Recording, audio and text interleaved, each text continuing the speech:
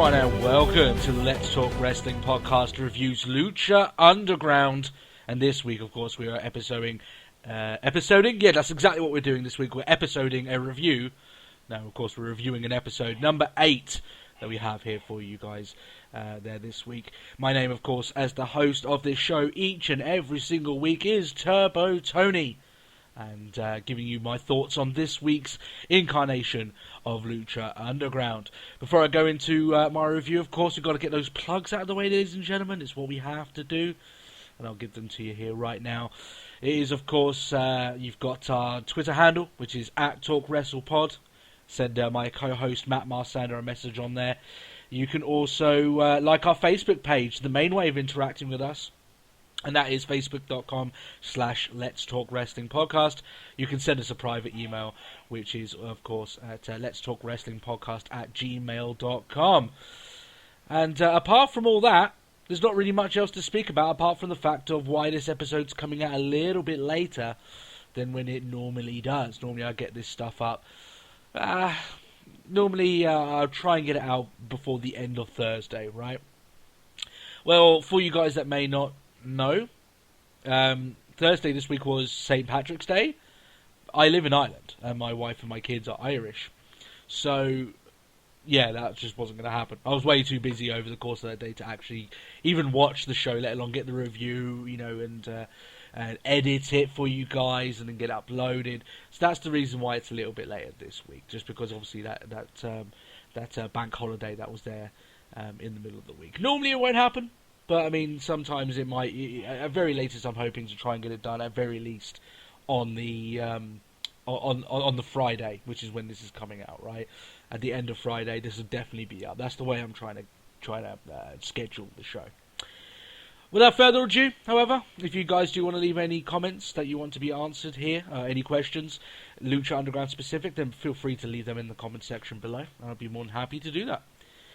So first off, getting into the show now.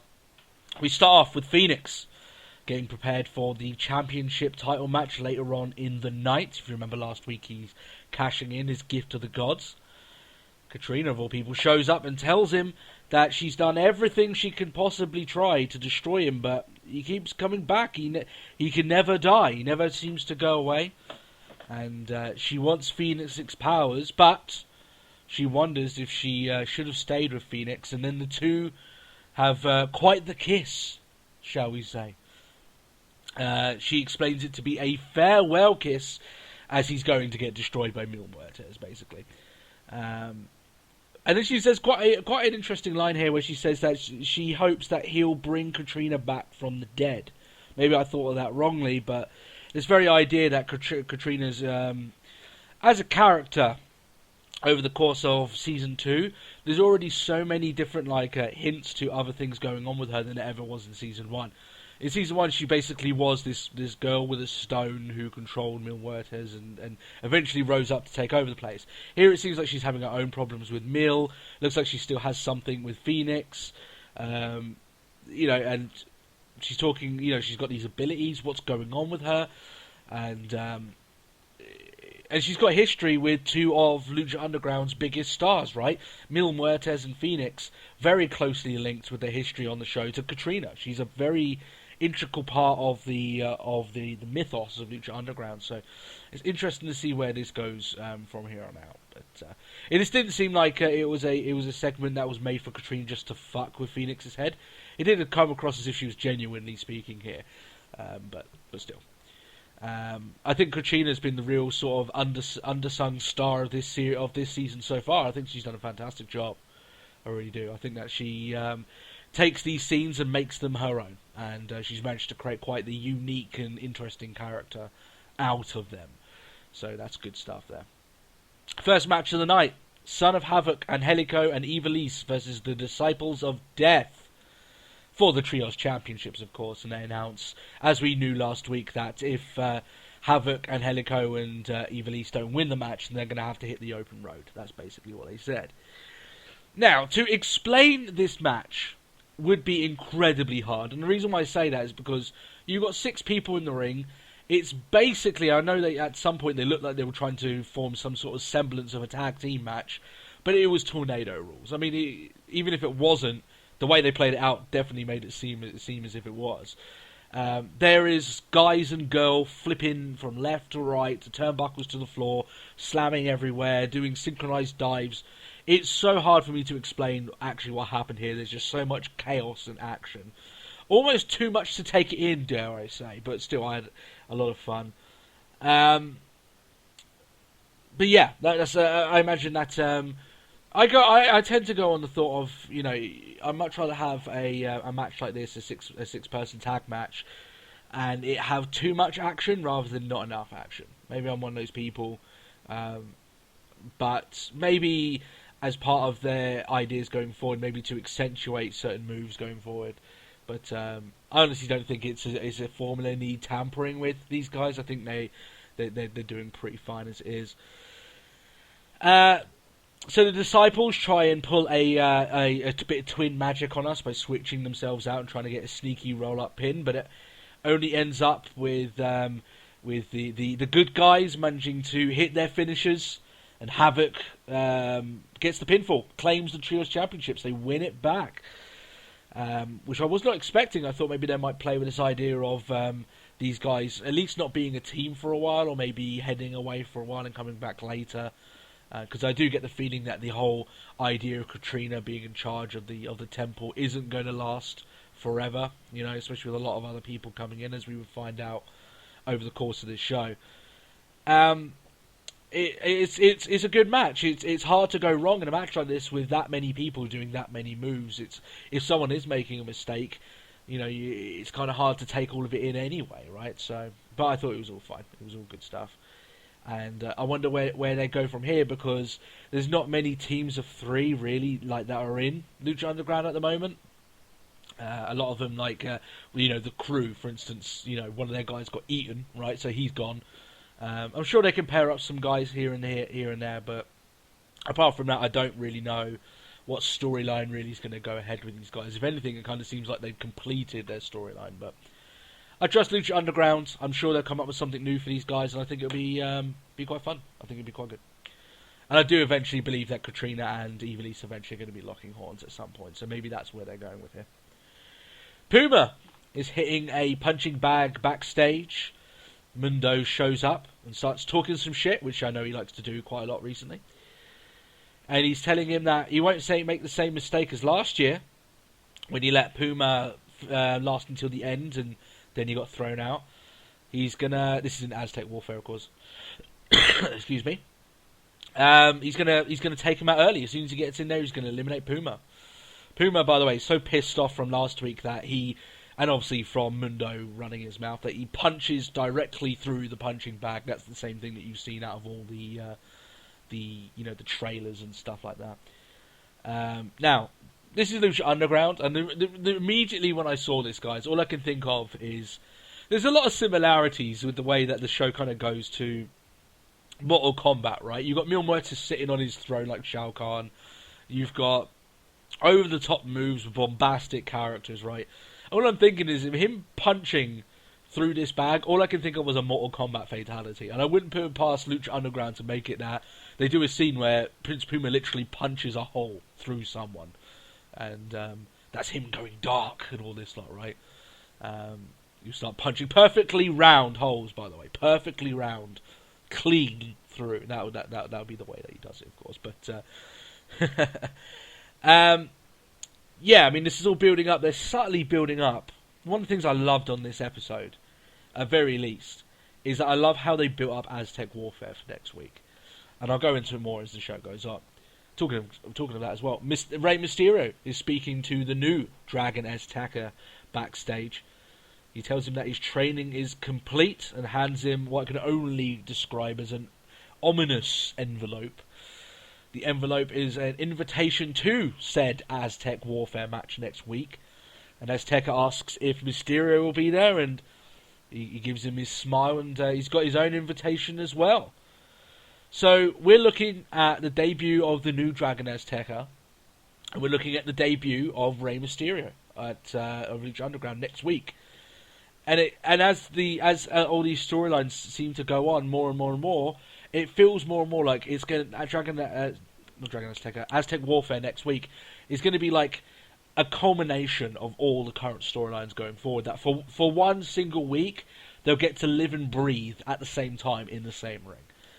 I think this has got a lot of great opportunity here, where they're going to be able to tell a story within a match that tells tons of stories within it as well, which I think is always the best sort of Royal Rumbles, if I use in quotations, because this is kind of Lucha Underground's Royal Rumble, right?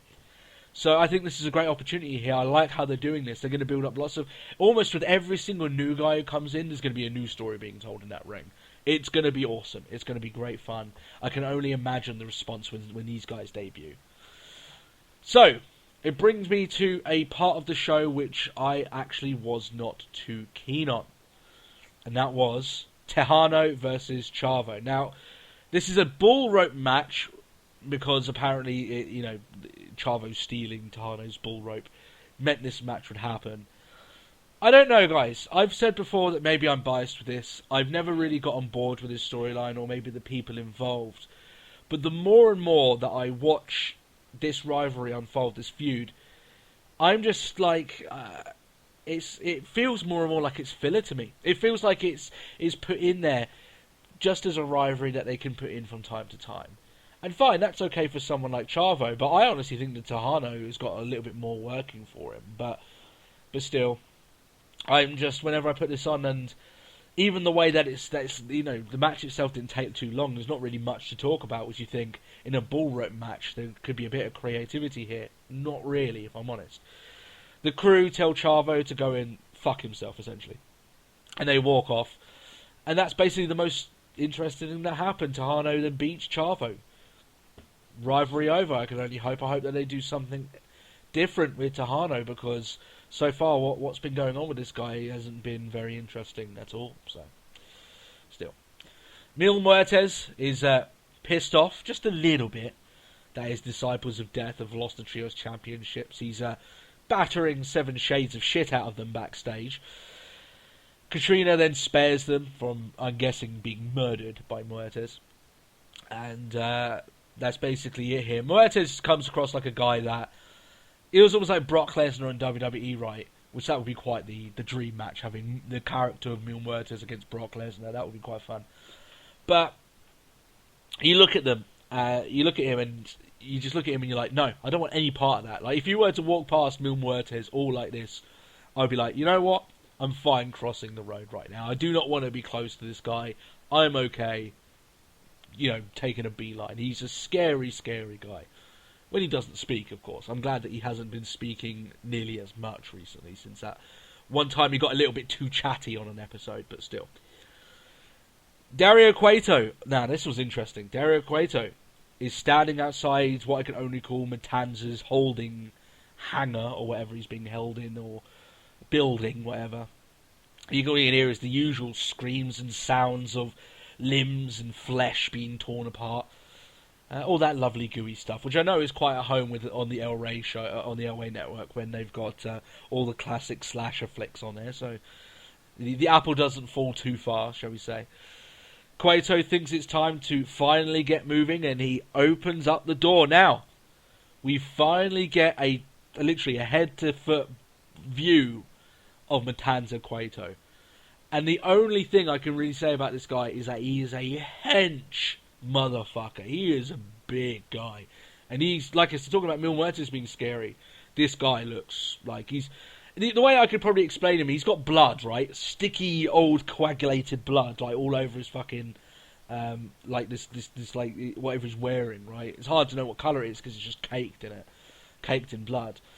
But he looks like a luchador fused with the Texas Chainsaw Massacre murderer, that somehow looked more demonic and was 300 pounds of muscle. That's basically what you're looking at here.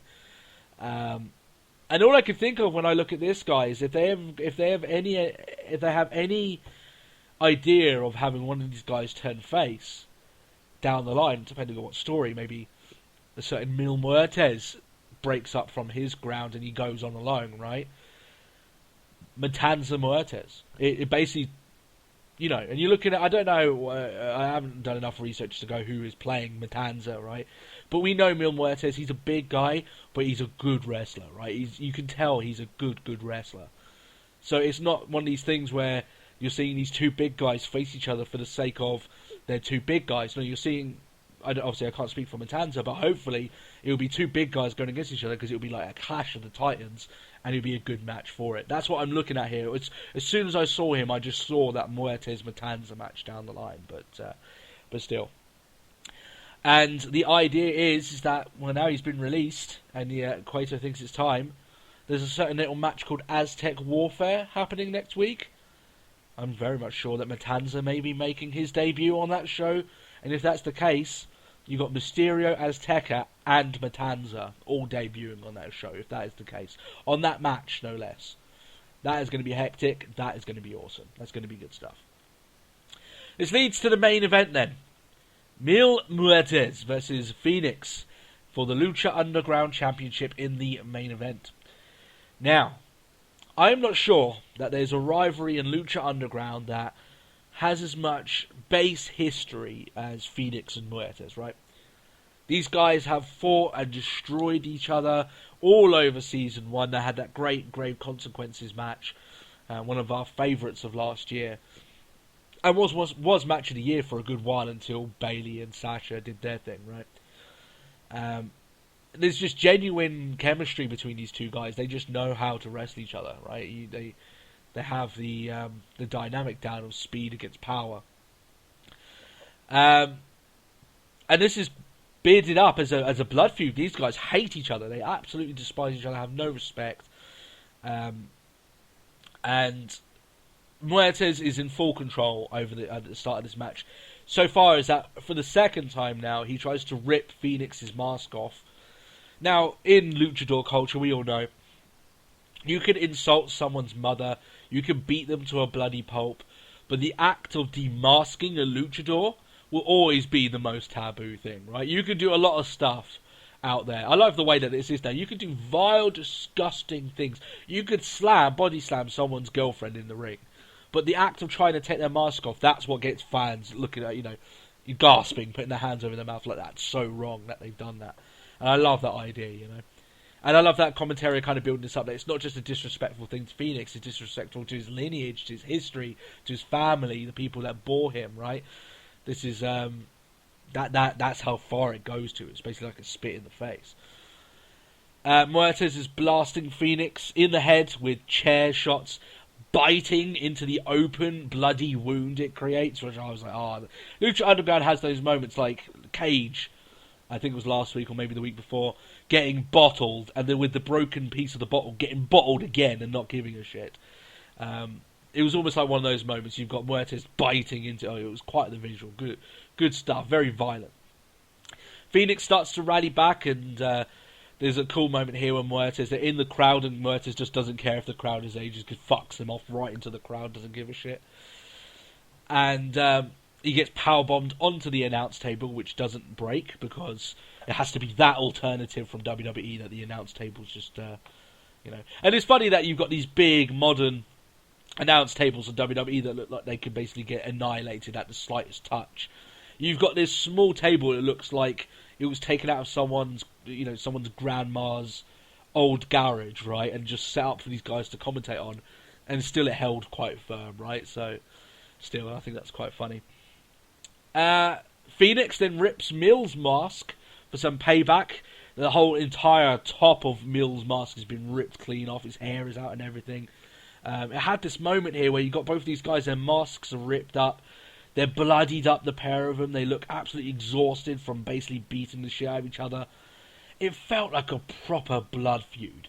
If there was a match like this that ever needs to be done inside of a cell or something like that, this is the one, because it really got over that these guys wanted to just downright kill each other in the ring. It came off so well. They have no respect for each other whatsoever. It was an awesome and it was a fun match for many different reasons, different to last week's main event. Last week's main event was awesome because I felt like it showcased each of the three guys' abilities in there, that they all had their moments, and I thought it was a hell of a lot of fun. They worked that triple threat dynamic really well. This was better because it felt like it told a story a bit better here. It was telling a story about this utter disrespect and the blood feud that these men have for each other. And I enjoy both for different reasons, but it doesn't mean that they're both, one of them's better than the other one. If you were to look at it that way, I put them almost on the same level. What Lucha Underground is doing recently with their main events, I think, is fantastic. They've had a long stint now on their shows of having very good main events back to back, right? Now it's becoming a certain thing. I'm maybe being educated by Lucha Underground that their main events on every single show is something that you really want to take your time out of watching, because you know they're going to go the extra mile. They treat it like it's a pay-per-view match every main event, which is something I would like to maybe see more of. Not so much like on that whole pay-per-view analogy, but like with WWE, what you'll see a lot of times on them is that they'll throw a random match on as the de facto main event, then they'll have like a 20-minute ending segment to end the show. They don't do a very good job sometimes of building up their main events, and it's harder to get people that enthused if you build a main event at the start of the show, then 3 hours later it happens. At least here, if they're telling you about a match, they've told you about it last week, that it's going to happen the week after, and then it's only once the show starts, it's only like a 40-50 minute wait until you get to that point, right? So you don't have to wait too long, it doesn't overstay its welcome in that fact, so it's good stuff here. Going to actually the ending of the match, Muertes sets up for the flatliner, but Phoenix reverses it into what I can only call a very unique pinfall. He's got his legs and his arms locked in, and Phoenix pins Muertes. He becomes the new Lucha Underground Champion, which I was not expecting. Muertes is incensed, cannot believe it, as Phoenix is diving into the crowd with the championship. And Katrina reminds Phoenix that Aztec Warfare is next week, and it will be for the title. It won't be for number one contendership. It will be for the championship. And Mil will enter last, and Phoenix will enter first. Now, I'm sure some people are going to pop up and say, well, they're clearly copying WWE with this. And maybe they are. I don't know when this was taped. It could have been taped in, before the end of January, which it more than likely probably was. So in that case, it probably wasn't. But still, that is going to be mental. If we're looking at Aztec Warfare next week, which is now a championship title match, that will include the new champion at number 1 and Mil at number 20. You're looking at Matanza maybe making a debut. Confirmed, you've got Mysterio and the new Dragon Azteca making their debut. It's going to be a lot of fun, guys. It really is. I think they've got so many storylines that are going to clash together in that match. I can't wait. I think it's going to be so much fun, and I honestly think that it's a great thing that they've made this Aztec Warfare one of their trademark things. One of the things that belongs to their show, and it's just going to be a hell of a lot of fun. In fact, I actually get the inkling that it's probably going to end up being a case of the only match next week is Aztec Warfare. That's probably how it's gonna go down. Either that or there's one mini match beforehand just to fill out the time. But you're looking at like an entire Royal Rumble match. I know it's with only 20 people, but each person has to be eliminated by pinfall or submission. It's not as easy as throwing them over the top rope. So that's the way it will go. I'm really looking forward to Aztec Warfare, guys. It's going to be a kick-ass show.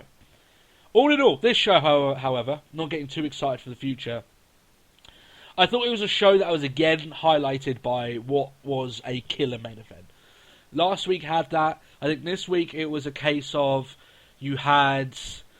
I mean, if you look at, like, in terms of the repercussions of this show, you had 2 title changes on this show. It's quite an important show for the storylines and along those lines. But the first 2 matches, despite the title change, you could probably give them hit or miss. There's nothing too unique to see in them. Especially the second one, the Tejano Chavo match, just doesn't capture me at all. But they're building up this storyline. They're building up this Aztec Warfare match. I think the show is well worth a watch. I think that main event will give you plenty of satisfaction of what is a proper blood feud between 2 very established stars within Lucha Underground. And like I said, that title change. I thought that Muertes would probably hold the championship for a bit longer, but that's just not to be. Just not the case. Regardless of that, though, that is my review. I hope you guys did enjoy it. I hope you guys enjoyed this week's episode of Lucha Underground, most importantly. If you do want to interact with us, and there's multiple ways to do that. You can do it on our Facebook, facebook.com/Let's Talk Wrestling Podcast. You can follow us on Twitter, which is @TalkWrestlePod. Send us an email at letstalkwrestlingpodcast@gmail.com. Leave any questions in the comment section below. And of course, if you're new to the channel, why not subscribe and catch our weekly episodic shows, including this week's episode on this weekend, where there's going to be a big announcement for the pay-per-view reviews on this show. Just give you guys a little bit of a teaser. And of course, there's going to be a new segment airing on that show. If I can get it done in time, which I'm pretty much sure I will be able to. So there's plenty of stuff to get involved in on the weekend episode. So make sure you pop on there every Sunday for the Let's Talk Wrestling podcast. And we will catch you then. I hope you guys have a great week. And I look forward to speaking to you soon. Thanks a lot now. Bye-bye.